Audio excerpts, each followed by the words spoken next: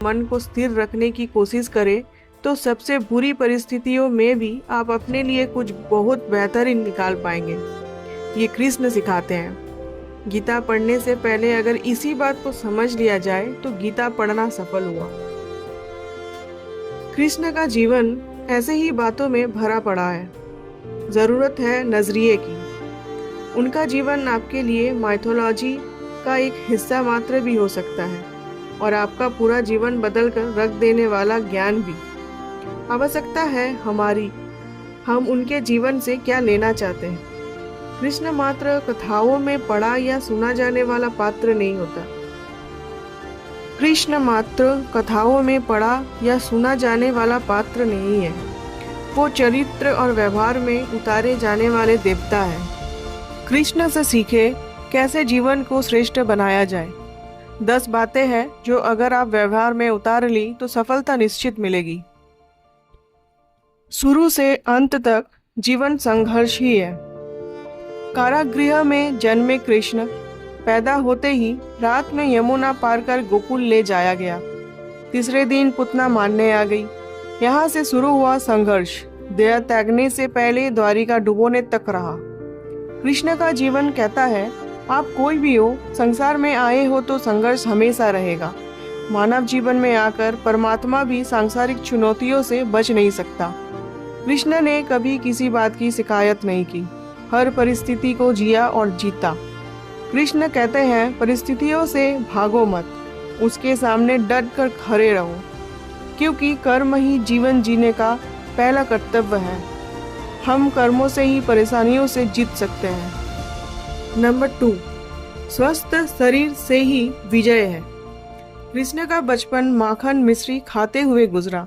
आज भी भोग लगाते हैं हम, लेकिन ये संकेत कुछ और है। आहार अच्छा हो, शुद्ध हो, बल देने वाला हो। बचपन में शरीर को अच्छा आहार मिलेगा तो ही इंसान युवा होकर वीर बनेगा। शरीर को स्वस्थ रखना हो तो बचपन से ध्यान देने की जरूरत है। ये पेरेंटिंग के दौर से गुजर रहे युवाओं के लिए बड़ा मैसेज है। अपने बच्चों को ऐसा खाना दे जो उनको बल दे। सिर्फ स्वाद के लिए ही ना खिलाएं, तभी वे बड़े होकर स्वयं को और समाज को सही दिशा में ले जा पाएंगे। नंबर 3, पढ़ाई किताबी ना हो, रचनात्मक हो। कृष्ण ने अपनी शिक्षा मध्य प्रदेश के उज्जैन में संदीपनी ऋषि के आश्रम में रहकर पूरी की थी। कहा जाता है 64 दिन में 64 कलाओं का ज्ञान हासिल कर लिया था। वैदिक ज्ञान के अलावा उन्होंने कलाएं सीखी। शिक्षा ऐसी ही होनी चाहिए जो हमारे व्यक्तित्व का हिस्सा है। बच्चों में कोरा ज्ञान ना भरे, उनकी रचनात्मकता को नए आयाम मिले, ऐसी शिक्षा व्यवस्था